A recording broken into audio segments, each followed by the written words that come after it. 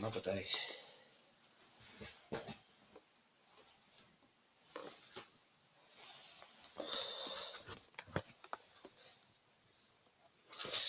Another day in excruciating agony.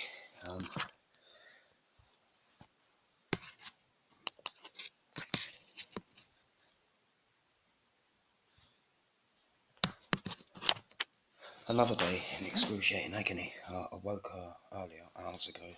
It's taken about 3 hours just to get myself up and dressed and sorted because I'm in so much pain I can barely move.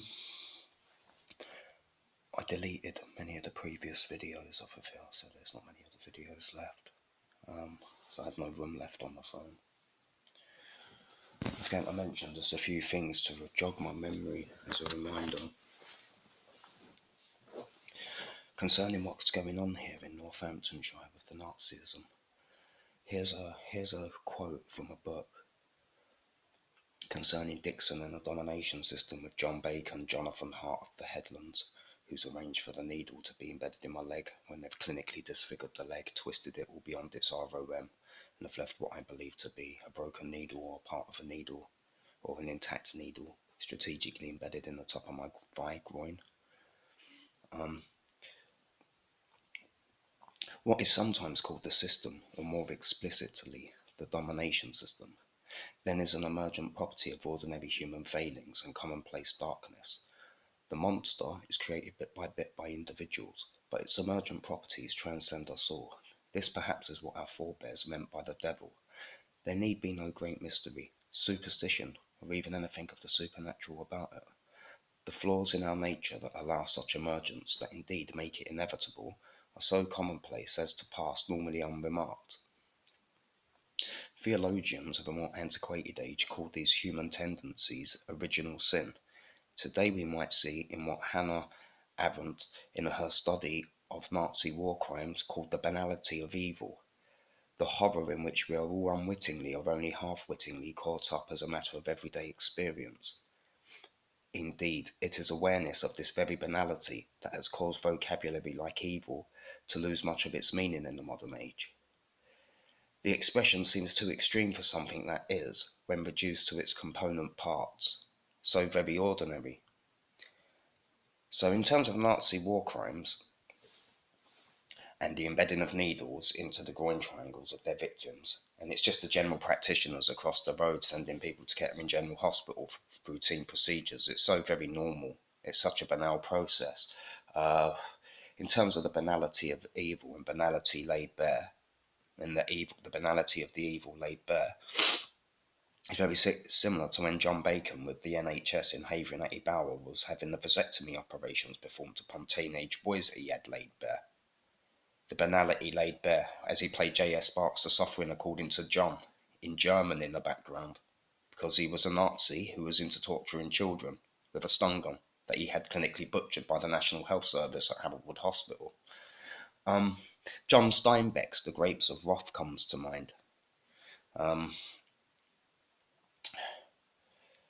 So in terms of Nazi war crimes and original sin and the banality of evil, whether it's the war crime of whether it's a crime against humanity and the war crime of, say, medical and scientific experiments, or willfully causing great suffering, or I don't know, let me think.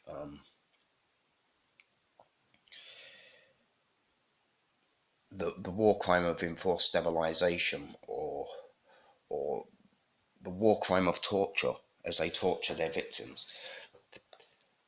I don't know where I'm going with this. This is not how I wanted to make this video. It's not exactly how I expected it to read off. I had it all planned in my mind before making the video, but it hasn't turned out the way that I expected.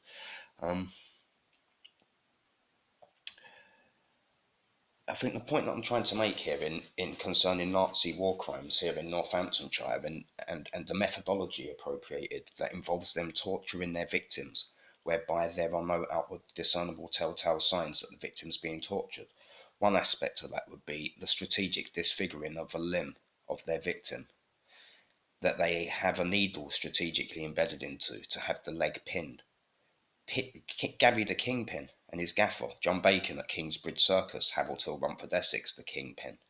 He was into pinning it to, yeah, but I don't know where I'm going to go with this.